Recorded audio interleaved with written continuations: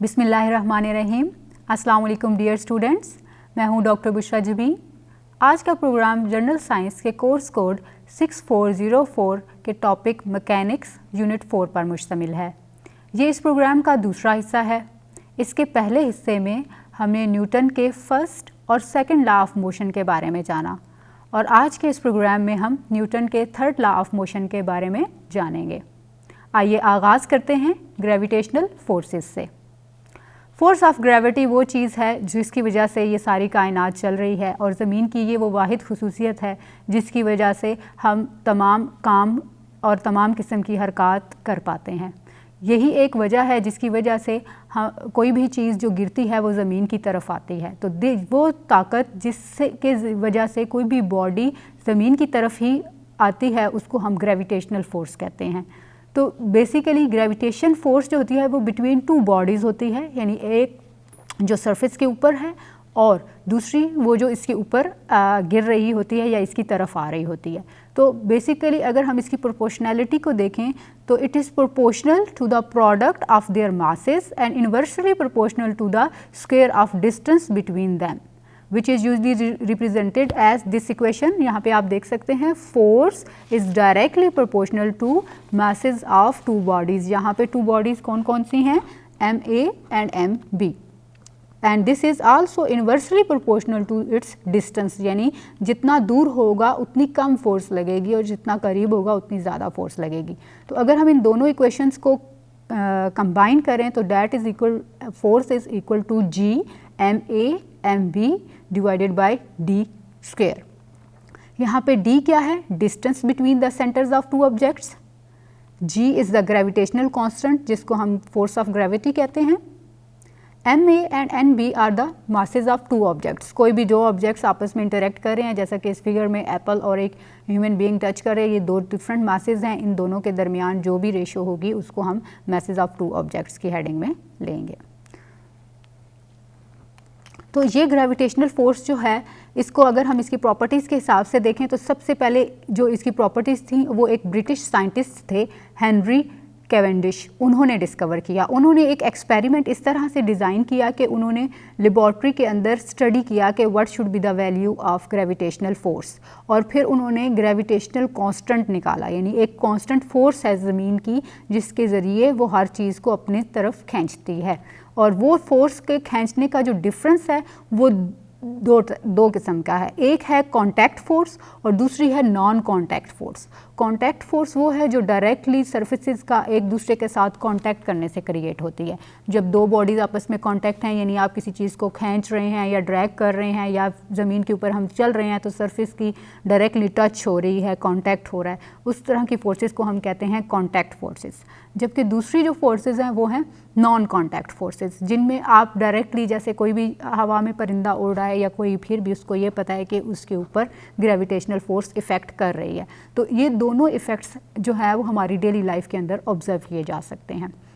अगर हम देखें तो इसकी वजह से दो सिचुएशंस क्रिएट होती हैं, एक होती है वेट और एक होता है वेटलेस। जैसा कि हमने अपने पिछले प्रोग्राम में वेट की डेफिनेशन में देखा था कि that is mass into gravity, यानी जितना उसका मास है वो ग्रेविटी के ऊपर किस तरह से इफ़ेक्ट करता है। अब अगर हम देखें कि वेट नहीं है किसी चीज़ का, that is only in the possible खला के अंदर जो डिफरेंट एस्ट्रोनॉमर्स हैं वो फील करते हैं, जब फोर्स ऑफ ग्रेविटी ज़ीरो हो जाती है देन बॉडी बिकम्स वेटलेस। तो ग्रेविटेशनल फोर्स ही है जो किसी चीज़ का वेट भी क्रिएट करती है और उसको वेटलेस भी बनाती है। ज़मीन की एक हद है खला के अंदर जिसके बाद इसकी कशिश से शकल यानी फोर्स ऑफ ग्रेविटी ख़त्म हो जाती है। तो ऐसी सिचुएशन जब force of gravity is equal to zero then body is called weightless, उसका कोई वेट नहीं होगा। फॉर एग्ज़ाम्पल अगर हम थर्ड लॉ को देखें, थर्ड लॉ ऑफ थर्मोडायनामिक्स को, तो वो इसी फोर्सेस की बुनियाद पर है। अगर आप इसकी डेफिनेशन के हिसाब से देखें तो जैसे ये दो ऑब्जेक्ट्स हैं, ये टू फोर्सेस हैं, एक रोप है, इनको दो डिफरेंट लोग अपनी तरफ खींच रहे हैं, लेकिन ये सेंट्रल एक पॉइंट है जहाँ पे आके इन दोनों का इफ़ेक्ट कैंसिल हो जाता है। यानी एक ऑब्जेक्ट दूसरे ऑब्जेक्ट के ऊपर जब फोर्स लगाए और वो दोनों फोर्सेस अपोजिट डायरेक्शन में हों तो उन फोर्सेस को वो दोनों एक दूसरे के इफ़ेक्ट को कैंसिल कर देती हैं। इसको हम कहते हैं equivalent to single isolated force, यानी एक तरफ की फोर्स एग्जिस्ट नहीं कर सकती. So in formula, on the basis of formula, force on a is equal to force on B, then total force will be equal to 0. So ये दोनों forces यानी force of action and reaction दोनों जब equal होती हैं तो उनका total magnitude एक दूसरे के इफेक्ट को कैंसिल कर देता है. तो this is Newton's third law of motion. अब हम देखते हैं इसकी कुछ और वजाहत. जैसा कि अगर दो तरह की, अभी हमने डेफिनेशन में आपको बताया कि दो तरह की है, एक कांटेक्ट फोर्सेस हैं और एक इन कांटेक्ट फोर्सेस हैं. तो कांटेक्ट के लिए तो वो रोप वाली एग्जांपल है, लेकिन अगर दो ऐसी सर्फेसेज हैं जैसे कि ये है जो एक दूसरे से कांटेक्ट नहीं है बल्कि एक दूसरे से जस्ट फ्री फॉल के थ्रू, जैसे पॉजिटिव या नेगेटिव चार्ज एक दूसरे को अट्रैक्ट कर रहे हैं, तो one force is called action force. और जब फॉर एग्जांपल ये बॉल 1 बॉल 2 से टकराएगी तो बॉल 1 का इस बॉल से टकराना क्या है, एक्शन फोर्स, एक कुव्वत के साथ टकराएगी. जबकि अब जब ये इससे टकराएगी तो बॉल 2 यकीनन कुछ ना कुछ हरकत करेगी, किसी ना किसी डायरेक्शन में मूव करेगी, तो that is called reaction force. तो according to third law, every action have its reactions, यानी जो अप्लाइड एक्शन होगा वो किसी ना किसी शक्ल में, रिएक्शन की शक्ल में वो नज़र आएगा. तो this action and reaction is opposite to it, यानी force applied by 1 to 2 is equal to minus, यानी reduction in force applied by 2 to 1, दोनों की एक दूसरे से जो फोर्स है. तो ये फोर्स क्या कहलाती है, एक्शन एंड रिएक्शन फोर्सेस. तो न्यूटन का जो थर्ड लॉ है ये हमें एक्शन और रिएक्शन के बारे में बताता है. ये बिल्कुल ही ऐसे है जैसे आप किसी भी बॉल को दीवार के ऊपर फेंकें तो वो एक पूरी ताकत के साथ आपके साथ वापस आती है. जिस जोर के साथ आप बॉल को दीवार के साथ मारते हैं, जिस फोर्स के साथ, उसी हिसाब से वो वापस आती है. अगर आप स्लो टकराएंगे तो वो स्लो वापस आती है, और अगर आप उसको फास्ट या फुल एनर्जी के साथ टकराएं तो वो फास्टली वापस आती है. तो दिस इज़ योर बॉल का दीवार की तरफ फेंकना एक्शन, और उसका वापस आना क्या है, रिएक्शन. तो दोनों एक दूसरे के इक्वल होते हैं लेकिन ऑपोजिट डायरेक्शन में होते हैं. आप आगे को बॉल फेंकते हैं और जो बॉल बाउंस बैक होती है वापस डायरेक्शन में आती है. तो न्यूटन ने इस थर्ड लॉ में इस बात को बहुत अच्छी एक्सप्लेनेशन की. अब हम देखते हैं कुछ और डेली लाइफ के एक्शन और रिएक्शन की एग्जांपल्स. फॉर एग्जांपल अगर देखें, ये एक बॉल है, ये एक टेबल के ऊपर पड़ी है, तो दिस इज़ एक्शन फोर्स, और रिएक्शन ये है कि ये स्टैटिक फोर्स है. ऑल दो के इसके ऊपर अर्थ और ग्रेविटी और टेबल ये सारी फोर्सेस एक्ट कर रही हैं, लेकिन ओवरऑल ये एक एक्शन और रिएक्शन की स्टेबल फॉर्म है. अनदर फॉर्म है जिसमें हम अगर देखें, इसी का अगर हम फार्मूला देखें तो again force will be equal to ma, mass into acceleration. एक और एग्जांपल है कि कोई भी बॉल ज़मीन के अंदर कहीं भी किसी भी जगह से ज़मीन की तरफ गिर रही है, तो अब ये जो फॉल है फोर्स का, ज़मीन की तरफ गिरना, ये अब ग्रेविटी से इफ़ेक्ट हो रहा है. तो यहाँ पे भी अगर हम टोटल फोर्स को देखेंगे तो that will be equal to Gm small m capital M over r square. Again वही फार्मूला, चाहे वो टेबल के अंदर स्टैटिक स्टेट में है, एक्शन हो रहा है, एक्शन क्या है, अप्लाई कर रही है अपनी एनर्जी बॉल और वो टेबल पे है, या चाहे ये किसी फ्री स्पेस से ज़मीन की तरफ गिर रही है, तो भी जो फोर्स अप्लाई कर रही है उसके ऑपोजिट जो फोर्स ऑफ ग्रेविटी है उसको अपनी तरफ खींच रही है. जिस तरह कोई भी परिंदा किसी जगह पे बैठा होता है तो वो स्टेबल होता है, जब हवा में उड़ने लग जाता है तो उसकी एनर्जी डिफरेंट हो जाती है. तो ये भी न्यूटन थर्ड लॉ की बेस्ट एग्जांपल है कि कोई भी परिंदा किसी भी जगह बैठा हो तो वो स्टैटिक होता है, क्योंकि वहाँ पे भी उसके ऊपर फोर्स ऑफ ग्रेविटी किसी न किसी शक्ल में अप्लाई हो रही होती है, थ्रू स्पेस अप्लाई हो रही होती है, और वो एक स्टैटिक मोशन में है. तो उम्मीद है इन सारी एग्जांपल्स से आपको एक्शन और रिएक्शन फोर्स की काफ़ी समझ आई होगी कि किस तरह से चाहे कोई चीज़ किसी सरफेस पे मौजूद है या नहीं है, वहाँ पे एक्शन फोर्स भी हो रही है और रिएक्शन में फोर्स ऑफ ग्रेविटी यूजुअली उसको बैलेंस प्रोवाइड कर रही है. अब हम देखते हैं फ्री बॉडी. फ्री बॉडी क्या है कि कुछ ऐसी सर्फेसेस भी होती हैं जो एग्जैक्टली किसी सहारे के बावजूद मौजूद होती हैं. जैसा कि आप अगर इस पिक्चर के अंदर देखें तो ये एक ऐसी पिक्चर है जो कि ये आपको शो कर रही है कि ये एक हाथ के ऊपर बुक पड़ी है, ठीक है. तो न्यूटन का थर्ड लॉ इसको यही कहता है कि ये एक एनर्जी के थ्रू इस जगह पे खड़ी है. लेकिन अगर दूसरी देखा जाए तो फ्री बॉडी डायग्राम, यानी ये किसी भी सरफेस के ऊपर ना पड़ी हो तो भी स्टैटिक फॉर्म में रह सकती है उस वक्त जब फोर्स ऑफ ग्रेविटी और फोर्स ऑफ दिस बुक जो यानी फोर्स ऑफ एक्शन और फोर्स ऑफ रिएक्शन दोनों एक दूसरे के इक्वल हो जाएं, then that thing is called free body.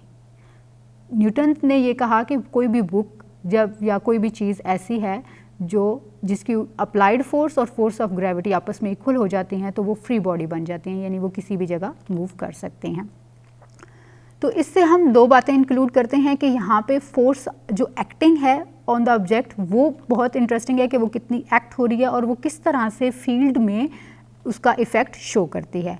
And it does not assume that normal जो फोर्सेस है हमारी डेली लाइफ में जो नॉर्मल फोर्सेस हैं वो फ्री बॉडी को के लॉ को नहीं अज्यूम की जा सकती। ये यूजुअली तभी पॉसिबल है, यूजुअली ये एक्सपेरिमेंटल वे में वैक्यूम क्रिएट करके एरियर प्रेशर्स को रिड्यूस करके लेबॉर्ट्री की फॉर्म में किया जाता है, और नेचुरली ये तभी पॉसिबल है जब हम फोर्स ऑफ ग्रेविटी से निकल जाएं और खला में मौजूद हों। तो खला के अंदर मौजूद जो चीज़ें हैं जब वो ग्रेविटी से निकल जाती हैं तो as a free body act करती हैं। Free body is something which don't have any weight, क्योंकि उसके ऊपर फोर्स ऑफ ग्रेविटी एक्ट नहीं कर रही होती। फोर्स और जब भी फोर्स होगी और उसके ऊपर ग्रेविटेशनल फोर्स होगी तो उसका ज़रूर वेट होगा और उसका कुछ ना कुछ मास होगा। अब देखते हैं कि किस तरह से और डिफरेंट ऑब्जेक्ट्स इक्विलिब्रियम में आते हैं। तो इसकी बेस्ट एग्जांपल आपके सिग्नल्स हैं। सिग्नल्स का वो जो इंडिकेटर कभी आपने देखा है वो हमेशा एक कांस्टेंट पोजीशन में हैंगिंग फॉर्म में होता है, क्योंकि उसके अंदर जो देखा जाए तो उसके अंदर जो भी फोर्सेस अप्लाई हो रही होती हैं वो एक इक्वली अप्लाई हो रही होती हैं, वो एक इक्विलिब्रियम की स्टेट में हैंगिंग होता है। यानी अगर हम ये कहें कि acceleration on an object is equal to 0, that is a is equal to 0, and mathematically all type of forces applied on it, जो भी फोर्सेस उसके ऊपर अप्लाई हो रही हैं that are also equal to 0, then system will be in equilibrium. यानी जो forces इसको हैंग करने में यूज़ हो रही हैं और ये एक स्टैटिक पोजीशन में है और इसकी एक्सेलरेशन भी 0 है, तो इसका मतलब क्या है कि ये सिस्टम के हिसाब से इक्विलिब्रियम में है। यानी इसके ऊपर जितनी अप्लाइड फोर्सेस हैं वो भी एक दूसरे के इफेक्ट को कैंसिल कर रही हैं, और जितना इसके ऊपर एक्सेलरेशन है वो भी एक दूसरे के इफेक्ट को कैंसिल कर रहा है। अब हम देखते हैं एक अप्लाइड फॉर्म, यानी ये जो तीनों लॉज हमने पढ़े हैं, फर्स्ट लॉ, सेकंड लॉ और थर्ड लॉ ऑफ न्यूटन, वो हमारी डेली लाइफ में हमें कैसे हेल्प कर रहा है in the form of simple machines. Simple machines वो हैं जिनको हम अपनी रोज़ाना की ज़िंदगी में यूज़ करते हैं। जैसा कि आपने कभी ना कभी तो देखा होगा कोई ना कोई रेहड़ी खींच रहा होता है, ठीक है, एक ख़ास मैकेनिज़्म से या एक रस्सी के थ्रू, तो ये भी एक अप्लाइड फोर्स है। तो यूजुअली अगर हम सिंपल मशीन की डेफिनेशन को देखें तो a machine reduces the load by modifying either the quantity और डायरेक्शन, यानी जो उसका वज़न है या तो उसकी मिकदार को चेंज कर देगा या उसकी डायरेक्शन को, यानी उसको खींचने की जो सलाहियत है उसको चेंज कर देगा। यानी जो एक्चुअल वज़न है उससे कम वज़न हमें महसूस होगा। तो मशीन का काम क्या है? आसानी पैदा करना। और सिंपल मशीन्स जो हैं ये हमारी डेली लाइफ में हमें बहुत आसानी करती हैं। यूजुअली ये स्पीड को इंक्रीज़ करते हैं, जैसे फॉर एग्जांपल एग बीटर है या आपका कोई भी साइकिल है, जो घर में साइकिल चला रहे हैं, या वो सब पैडल के थ्रू क्या करते हैं, पैडल के थ्रू फोर्स प्रोवाइड करते हैं जो उसको मूव करने में हेल्प करता है। और देखें जितनी देर में आप चल के पहुंचते हैं उससे जल्दी आप बाईसाइकिल के थ्रू पहुंच जाते हैं। तो उसकी वजह क्या है कि आपने फोर्स अप्लाई की है वाया पैडल। तो मशीन ने क्या किया, उस फोर्स को कन्वर्ट करके ओवरऑल वेट को और स्पीड को क्या किया, बढ़ा दिया। It increases the speed. Second है it increases the force. For example आप देखें कोई भी स्क्रू ड्राइवर है, गाड़ी ख़राब हो जाती है, आप उसके नीचे स्क्रू लगा देते हैं, वो जैक उसको फोर्सफुली अपवर्ड करके ले जाता है। वो क्या होता है, वैसे तो आप अपने हाथों से या अपनी मैन फोर्स से उसको गाड़ी को नहीं उठा सकते जब आपने टायर चेंज करना होता है, लेकिन जब आप स्क्रू जैक के थ्रू करते हैं तो क्या होता है, स्क्रू जैक क्या है, एक मशीन है, वो उसको अपवर्ड लेके जाती है और फोर्स को क्या कर देती है, इंक्रीज़ कर देती है, जो उस स्क्रू जैक के थ्रू उस गाड़ी को अपवर्ड लेके जाने में यूज़ होती है। तीसरी इसकी बहुत इंपॉर्टेंट बात है वो है कि it changes the direction of force. For example pulley है, अभी हम डिटेल में देखते हैं कि पुल्ली और ये सब चीज़ें क्या हैं। तो डेली लाइफ में अगर हम देखें तो there are 4 main classical examples of simple machines: lever, pulley, screw and fourth one is gear. तो आइए अब वन बाय वन इन सब को स्टडी करते हैं कि ये क्या हैं और किस तरह से हमारी डेली लाइफ में मौजूद हैं। सबसे पहले हम आगाज़ करते हैं पुल्ली से। पुल्ली एक ऐसी चीज़ है, सिंपलेस्ट मशीन है जिसके अंदर आप एफर्ट प्रोवाइड करते हैं। लीवर के अंदर क्या करते हैं, आप एक बीम या एक किसी न किसी रोटेशन वाली चीज़ के ऊपर एक फलक्रम को रखते हैं। Fulcrum is something on which a beam is placed, यानी एक ऐसी सेंट्रल चीज़ जिसके ऊपर आप एक बैलेंस के थ्रू रख दें। एक तरफ आपके लोड होता है और दूसरी तरफ आपकी फोर्स होती है। फिक्स्ड पॉइंट को आप क्या करते हैं, मूव ऑन करते हैं बिटवीन एफर्ट एंड लोड के। तो अब यहाँ पे आप देखें एफर्ट क्या है, एफर्ट आर्म यानी जो ह्यूमन प्रोवाइड कर रहा है, that is always equal to load and load arm. तो ओवरऑल जिस सर्कल में काम होता है, सेंट्रल पोजीशन पे आप एफर्ट प्रोवाइड करते हैं, जैसा कि ये इस फलक्रम के थ्रू इसको हम अपवर्ड लेके जाना चाहते हैं ना लोड को, तो ये आप इस पोजीशन से डाउनवर्ड करते हैं और लोड अप होता है। सीसा इन योर डेली लाइफ, सीसा आप पार्क में जाते हैं, आप डेली अपने बच्चों को, एक साइड पे एक वज़न का बच्चा बैठा होता है, दूसरी साइड पे दूसरा, तो वो क्या होता है, वैसे तो वो एक दूसरे को कभी भी नहीं उठा सकते, लेकिन अपनी उस सीसा की मूवमेंट से, एफर्ट प्रोवाइड करने से जो बच्चा ज़्यादा ज़ोर लगाता है उस तरफ से डाउनवर्ड हो जाता है और दूसरा अपवर्ड चला जाता है, क्योंकि क्या होता है कि उसकी फोर्स से दूसरा लोड उठा लिया जाता है। तो लीवर एक ऐसी एग्जाम्पल है जिसके थ्रू हम डेली लाइफ में बहुत सारे हैवी लोड्स को एक जगह से दूसरी जगह मूव करते हैं या उनको डिस्प्लेस करते हैं। यहाँ पे मैकेनिकल एडवांटेज इसका ये है कि लोड डिवाइडेड बाय एफर्ट, यानी लोड जो ज़्यादा होता है वो एफर्ट से कम हो जाता है। तो ओवरऑल हमें लीवर से लोड और एफर्ट के रेशियो से आसानी हो जाती है। सेकंड एग्जांपल है सिंपल मशीन की पुल्ली। कुएं से पानी निकालते कभी शायद आप लोगों ने देखा होगा कि बड़ी आसानी से एक डोल को कुएं के अंदर डाला जाता है और उसको बाहर निकाल लिया जाता है। तो ये जो फोर्स है ना, this is the best example of pulley. Pulley क्या करती है कि आप एक किसी कांस्टेंट बॉडी के थ्रू क्या करते हैं, एक व्हील के थ्रू एफर्ट को प्रोवाइड करते हैं और ये पुल्ली जो है वो ओवरऑल फ्रीली रोटेट कर सकती है। तो फ्रीली रोटेशन की वजह से क्या होता है, वो वज़न को उठा लेती है। ये देखें, आप कोई भी आप अपने माइंड में बेशक कुएं से पानी निकालने को ही ले आएँ कि आप एक तरफ से रस्सी को खींच रहे होते हैं, वो एक व्हील के थ्रू, वो जो दरमियान में गोल सा व्हील होता है उसके ऊपर से वो रस्सी गुजर रही होती है और दूसरी तरफ से वो लोड को उठा रही होती है। तो ये है कि पुल्ली जो है वो एफर्ट को कम कर देती है। ये जो व्हील है ये एक्चुअली उस फोर्स को इंक्रीज़ करके उस लोड को अपवर्ड उठाने में हेल्प करता है। तो it can be used in a two ways, या तो हम फिक्स्ड पुली रखें या फिर हम सिंगल मूवेबल पुली रखें। तो अब हम देखते हैं कि पुली की टाइप्स क्या हैं। सबसे पहले आ जाती है fixed pulley, single fixed pulley. Single fixed pulley यहाँ पे आपको नज़र आ रही है, ये देखें, इसका जो ये व्हील है ना ये फिक्स्ड पोजीशन पे है, ठीक है। यहाँ पे व्हील फिक्स पोजीशन पे होता है, आप फोर्स और एक डायरेक्शन में अप्लाई करते हैं और लोड दूसरी डायरेक्शन में अपवर्ड जाता है या डाउनवर्ड। जैसे कि कुएं में भी आप डोल को नीचे भी तो लेके जाते हैं ना, जिस तरह ऊपर खींचते हैं। तो ओवरऑल ये पुल्ली जो है वो लोड को यूज़ कर रही होती है और सपोर्ट कर रही होती है सारी एफर्ट को। तो ये क्या है, यहाँ पे पुल्ली क्या है, फिक्स्ड, सिंगल फिक्स्ड पुली। जबकि दूसरी तरफ से अगर हम देखें तो एफर्ट मोमेंट आर्म, यहाँ पे जो एफर्ट मोमेंट आर्म है ये लोड आर्म के बिल्कुल इक्वल होती है। यानी अगर 100 न्यूटन फोर्स आप अप्लाई करते हैं तो 100 न्यूटन फोर्स ही वो अपवर्ड आपको यूज़ करने में करती है। जबकि दूसरी टाइप में अगर आप देखें तो this is single movable pulley. इसमें यह है कि ये जो टायर है ये गोल गोल घूम रहा होता है, ठीक है।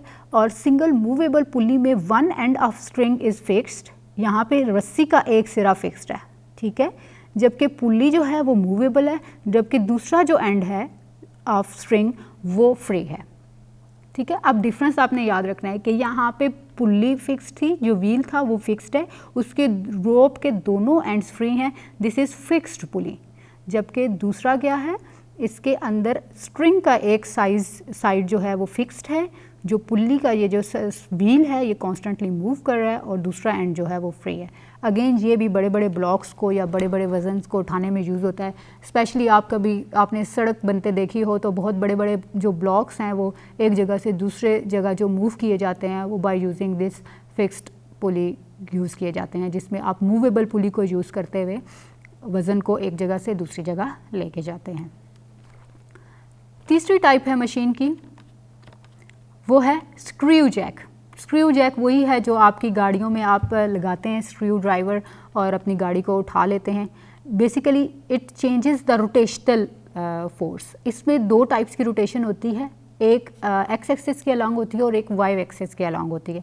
अगर आप इस डायग्राम में देखें तो एक मोशन कौन सी है, रोटेटरी मोशन, जो कि बेसिकली इस पार्ट को रोटेट करने से दूसरे पार्ट को मूव अप करती है। तो यहाँ पे बोल्ट जो है is a strong cylindrical metal which is made up of metal and outer surface of bolt contain threads, ये जो एक दूसरे के ऊपर चलते हैं, जबकि दूसरा पोर्शन क्या है, नट जैसा है जो कि दूसरी तरफ अपवर्ड जाता है। तो rotatory motion converts into linear motion, यानी ये गोल गोल मोशन इस तरह फोर्स अप्लाई करती है कि ये इसको अपवर्ड ले जाए। तो ये जो स्क्रू जैक है ये ओवरऑल क्या करता है, हमारी उस एफर्ट को रिड्यूस कर देता है जो कि किसी भी चीज़ या हैवी वज़न वेट को एक जगह से दूसरी जगह या अपवर्ड उठाने में यूज़ होता है। तो आपके जो स्क्रू जैक हैं ये आप सबकी गाड़ियों में मौजूद हैं और हमारी डेली लाइफ का हिस्सा हैं। और इसका सबसे बड़ा एडवांटेज ये है कि इट इज़ लोड पर एफर्ट कम हो जाती है और लोड क्विकली अपवर्ड या डाउनवर्ड मूव हो जाता है। This was the simplest machine. अब हम देखते हैं last simplest machine which is gear, जो कि आपकी गाड़ियों में गियर हैं, आप चेंज करते हैं, उसके ज़रिए आपके चेंज हो जाती है स्पीड। तो बेसिकली होता ये है कि गियर के अंदर एक व्हील यूज़ होता है, जैसे कि आपको यहाँ पे नज़र आ रहा है। ये ऐसा व्हील होता है, रोटेटिंग मशीनरी होती है जो टीथ्ड होता है। टीथ मतलब ये देखें इसकी सरफेस के ऊपर ये उभार हैं, यानी एक चीज़ दिस क्लॉकवाइज मूव करती है तो दूसरी उसके ही टीथ्स की वजह से, इनके अंदर फिक्स होने की वजह से इसके ऑपोजिट डायरेक्शन में मूव करती है। तो teeth have one gear meshes with an tooth of an other gear in order to pass a torque क्या है, वो फोर्स जो रोटेशन की वजह से क्रिएट होती है। तो in this way two gears एक दूसरे के ऊपर काम करते हैं, जिसकी वजह से उसकी स्पीड ओवरऑल बढ़ जाती है। तो इस गियर रेशो इसके साथ साथ चेंज हो जाती है। तो सिंपल मशीनरी के थ्रू आपकी स्पीड जो है वो चेंज हो जाती है और बढ़ जाती है। तो इन दिस वे हमने 4 सिंपल मशीन्स पढ़ी, पुली, स्क्रू जैक और गियर, और ये सारे हमारी डेली लाइफ में यूज़ हो रहे हैं। इसके साथ ही कंक्लूड करते हैं आज के प्रोग्राम को। आज के प्रोग्राम में हमने सबसे पहले ग्रेविटेशनल फोर्सेस के बारे में देखा, फिर उसके बाद न्यूटन के थर्ड लॉ ऑफ मोशन को डिटेल से स्टडी किया कि किस तरह एक्शन फोर्स होती है, रिएक्शन फोर्स होती है और इन फोर्सेस के चेंज होने से क्या इफ़ेक्ट्स आते हैं।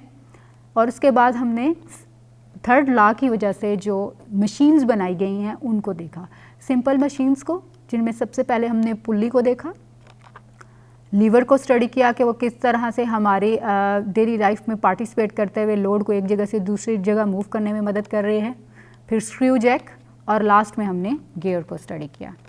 इसके साथ ही आज का प्रोग्राम का इख्तिताम होता है। मिलते हैं किसी नए प्रोग्राम में नए टॉपिक के साथ। अल्लाह हाफिज़।